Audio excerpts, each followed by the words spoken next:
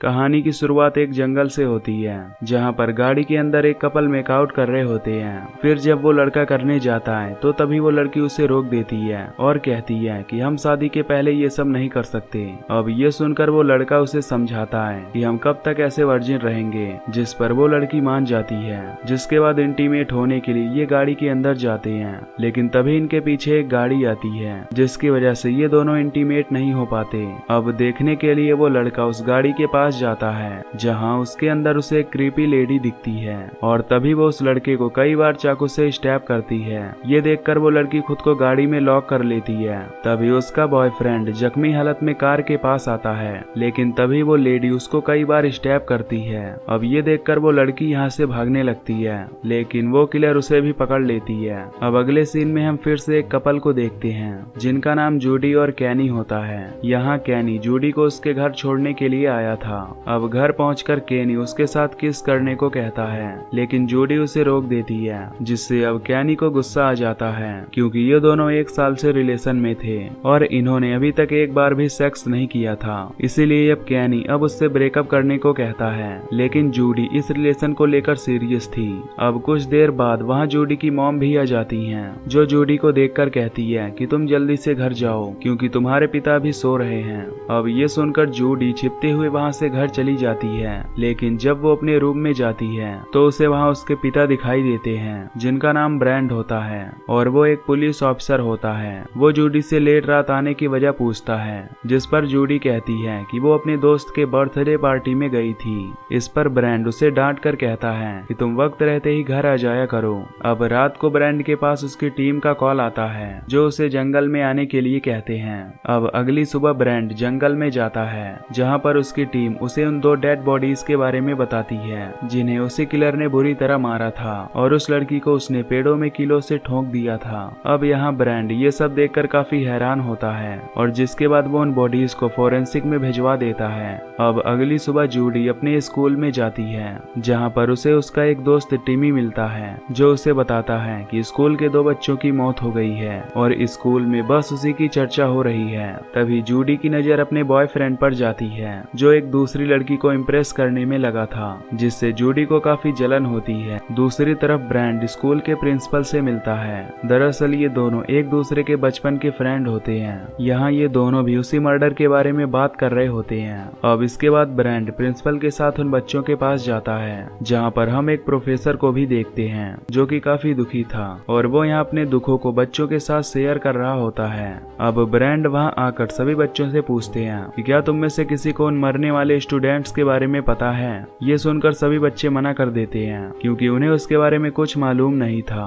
अब अगले सीन में हमें वही किलर दिखाई जाती है, जो अपने अगले शिकार के लिए हथियार को धार दे रही थी। इसके बाद वो लेडी एक स्टूडेंट के घर जाती है और वहाँ पहुंचकर उसके दरवाजे को खटखटाने लगती है। अब आवाज सुनकर वो लड़की दरवाजे के पास आती है और उससे उसका नाम पूछती है, जिस पर वो किलर अपना नाम लॉरली बताती है। अब ये सुनकर वो लड़की डोर खोल देती है, जिसके बाद वो लेडी उस पर कई बार स्टैब करके उसे मार देती है। अब कुछ देर बाद उस लड़की के पेरेंट्स घर पर आते हैं, जहां वो अपनी बेटी की लाश को देखकर काफी घबरा जाते हैं और पुलिस के पास फोन लगाते हैं। अब तक वो किलर लेडी 3 लोगों को मार चुकी थी। खैर अब यहाँ पर ऑफिसर ब्रैंड आते हैं, जहां उन्हें पता चलता है कि वो किलर विक्टिम को मारने के बाद उनकी बॉडी पर वर्जिन लिख देता है और उस किलर ने पिछली बार जिस लड़की को मारा था वो भी वर्जिन ही थी। अब इससे हमें पता चलता है कि ये लेडी सिर्फ उन्हीं स्टूडेंट्स को मारती है जो कि प्योर वर्जिन होते हैं। अब इसके बाद ऑफिसर ब्रैंड अपने घर जाते हैं और जूडी से पूछते हैं कि क्या तुम अपने बॉयफ्रेंड के साथ इंटीमेट हुई हो। इस पर जूडी कहती है कि वो बस उसके साथ मेकआउट हुई है। इस पर ब्रैंड उससे कहते हैं कि अगर तुम चाहो तो उसके साथ सेक्स भी कर सकती हो, और ये कहकर ब्रैंड वहाँ से चला जाता है। अब अगले दिन ब्रैंड एक मीटिंग अरेंज करता है, जहाँ पर सभी बच्चों के पेरेंट्स को बुलाया जाता है। अब इसके बाद ऑफिसर उन सभी को बताते हैं कि वो किलर केवल वर्जिन लोगों को मार रहा है, क्योंकि अभी तक उसने जिन्हें भी मारा है उनकी बॉडी पर चाकू से वर्जिन लिखा है। अब ब्रैंड की ये बात सुनकर सभी भड़क जाते हैं और कहते हैं कि तुम क्या चाहते हो कि हमारे बच्चे इम्प्योर हो जाएं। लेकिन तभी वहाँ पर 2 पेरेंट्स के बीच में आनाकानी हो जाती है, जिसकी वजह से ये मीटिंग यहीं पर कैंसिल कर दी जाती है। अब इस मीटिंग में कोई भी स्टूडेंट मौजूद नहीं था, लेकिन जूडी और उसका फ्रेंड टिमी चुपके से इनकी बातें सुन लेते हैं। फिर टिमी को जब ये बात पता चलती है तो वो अपने दोस्तों को ये बात बताना चाहता था, इसलिए इसलिए वो जूडी का फोन लेकर उन्हें कॉल करने जाता है, लेकिन अब काफी देर होने के बाद भी वो वापस नहीं आता। ये देखकर जूडी उसे ढूंढने के लिए जाती है। फिर जब वो वॉशरूम की ओर जाती है तो उसे एक दरवाजे पर वर्जिन लिखा हुआ दिखता है। अब जैसे वो उसे खोलती है तो उसे टिमी की लाश मिलती है और तभी वो किलर जूडी पर भी अटैक कर देती है, जिससे जूडी वहाँ से भागने लगती है। लेकिन तभी वो किलर जूडी को पकड़ लेती है और उसकी बॉडी पर चाकू से वर्जिन लिखने वाली होती है। पर तभी जूडी उठती है और उस किलर से फाइट करने लगती है। वो अपने फादर द्वारा सिखाए गए सेल्फ डिफेंस का इस्तेमाल करती है और उस किलर को बेहोश कर देती है। तभी जूडी को वहाँ ब्रांड भी मिल जाते हैं। फिर जूडी उन्हें सब कुछ बताती है, जिसके बाद ब्रांड वहाँ जाता है, लेकिन उसे वहाँ पर वो किलर दिखाई नहीं देता।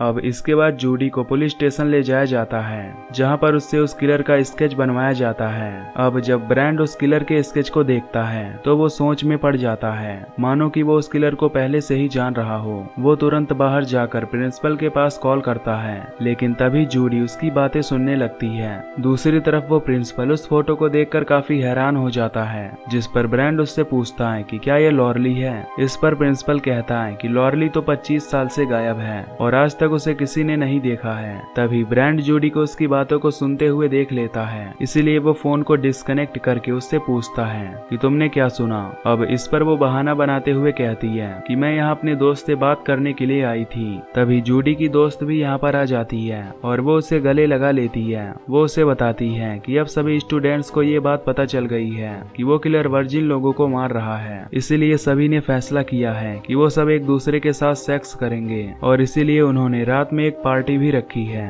तभी जूडी की मॉम वहाँ पर आती है, जो उसे देखकर काफी परेशान थी और वो उसे घर ले जाना चाहती थी, पर जूडी उनसे कहती है कि वो शाम तक घर आ जाएगी। इसके बाद जूडी अब उस पार्टी में जाती है जहाँ पर सभी लोग उससे बात करना चाहते थे, क्योंकि वो उस किलर से बच गई थी। तभी यहाँ कैनी जूडी के पास आता है और वो कहता है कि मैं अभी भी तुमसे बहुत प्यार करता हूँ और अगर तुम्हारी इच्छा हो तो हम इंटीमेट भी हो सकते हैं। ये सुनकर जूडी कहती है कि उसने अपने पेरेंट्स से प्रॉमिस किया है कि वो स्कूल के बाद सीधे घर जाएगी और फिर वो सोचेगी कि वो इंटीमेट होगी या नहीं। इधर प्रिंसिपल को जब इस पार्टी के बारे में पता चलता है तो वो काफी गुस्सा होता है। वो टीम में अनाउंस करता है कि कोई भी बच्चा इस पार्टी में नहीं जाएगा, लेकिन बच्चे कहाँ उसकी बात मानने वाले थे। फिर छुट्टी होने के बाद सभी काफी खुश होते हैं, क्योंकि आज उन्हें एंजॉय करने को मिलेगा। अब इसके बाद जूडी घर आती है और अब वो लॉरली के बारे में जानना चाहती थी, इसलिए वो अपनी मॉम से लॉरली के बारे में पूछती है। अब जिद करने पर उसकी मॉम बताती है कि आज से 25 साल पहले एक लेडी की कार जंगल में खराब हो गई थी और इसी बात का फायदा उठाकर स्कूल के 4 स्टूडेंट्स ने उसके साथ जबरदस्ती की और करने के बाद उन चारों ने उसे मरने के लिए वहीं छोड़ दिया। अब उन्होंने लॉरली के साथ ऐसा इसीलिए किया क्योंकि वो सभी नशे में थे। दरअसल लॉरली की अपनी कोई फैमिली भी नहीं थी और इसीलिए तब से लॉरली यहाँ से बहुत दूर चली गई और तब से उसका कुछ भी पता नहीं चला। ये सुनकर जूडी उनसे पूछती है कि वो चारों लड़के कौन थे। इस पर उसकी मॉम बताती है कि उनमें से 2 लड़के उसी दिन यहाँ से चले गए थे और बाकी के 2 में से एक तो तुम्हारे स्कूल के प्रिंसिपल थे और दूसरे खुद तुम्हारे पिता यानी ब्रांड हैं। अब ये सुनकर जूडी को अपने पिता के ऊपर काफी गुस्सा आता है। अब जूडी काफी अपसेट होती है, इसीलिए वो सेक्स करने के लिए अपने बेस्ट फ्रेंड के पास जाती है, लेकिन तभी अचानक जूडी को कुछ होता है और वो वहाँ से चली जाती है। दूसरी तरफ अब ब्रांड को भी यकीन हो गया था ये सब लॉरली ही कर रही है, इसलिए वो लॉरली के घर पर जाता है। यहाँ लॉरली का घर टूटा और काफी टाइम से बंद पड़ा था, लेकिन यहाँ ब्रांड को कोई भी नहीं मिलता, इसलिए वो यहाँ से वापस जाने लगता है। लेकिन तभी घर में हम लॉरली की एक झलक देखते हैं, जिसका मतलब कि लॉरली अभी भी वहाँ पर है। अब ब्रांड के पास प्रिंसिपल का मैसेज आता है कि शाम को मिलना है। इसके बाद शाम को ब्रांड प्रिंसिपल से मिलने के लिए उसके घर जाता है, लेकिन तभी वहाँ पर उसे प्रिंसिपल की डेड बॉडी मिलती है। तभी अचानक से कोई पीछे से ब्रांड पर भी हमला करता है, जिससे वो बेहोश हो जाता है। दूसरी साइड हम देखते हैं जहाँ पर स्टूडेंट्स की पार्टी चल रही होती है और यहाँ पर बाहर पुलिस भी पहरा दे रही थी ताकि वो उस किलर को पकड़ सकें। उस पार्टी में जूडी का बॉयफ्रेंड कैनी भी होता है, पर तभी उसे जूडी की याद आती है, इसलिए वो उस पार्टी से निकल जाता है। वहीं दूसरी तरफ हम उस प्रोफेसर को देखते हैं जो एक बड़ा सा बॉक्स ले जा रहा होता है। तभी वहाँ पर उससे मिलने जूडी आती है। अब जूडी भी उस बॉक्स को ले जाने में उसकी मदद करती है, लेकिन तभी बॉक्स में से किसी इंसान की आवाज आती है। ये सुनकर जूडी उस बॉक्स को खोलती है और तभी वो उसमें अपने फादर ब्रांड को देखती है, जो कि काफी जख्मी हालत में था। लेकिन तभी प्रोफेसर जूडी को भी मारकर बेहोश कर देता है। अब यहाँ पर हमें पता चलता है कि वो किलर कोई और नहीं बल्कि यही प्रोफेसर है। इसके बाद जब जूडी को होश आता है तो वो खुद को बंधा हुआ पाती है, जिसके बाद प्रोफेसर ब्रांड से कहता है कि तुम अपनी बेटी को अपनी सच्चाई के बारे में बताओ कि तुमने 25 साल पहले क्या किया था। इस पर जूडी कहती है कि उसे सब पता है। अब यहाँ हमें ये भी पता चलता है कि ये प्रोफेसर उसी लॉरली का इकलौता बेटा है जिसे उसकी मॉम ने रेप के बारे में सब कुछ बता दिया था और तभी से प्रोफेसर ने ठान लिया था कि वो सबको जान से मार देगा। खैर इसके बाद प्रोफेसर जूडी के पास जाकर उसकी बॉडी को काटने लगता है, लेकिन तभी वहाँ पर कैनी आ जाता है जो डोर को पीटने लगता है। अब ये सुनकर प्रोफेसर डोर को ओपन करता है और उससे पूछता है कि तुम्हें क्या चाहिए, लेकिन तभी ब्रांड बेसमेंट में एक कांच गिराता है जिसकी आवाज सुनकर कैनी समझ जाता है और प्रोफेसर पर हमला करके डोर को लॉक कर देता है।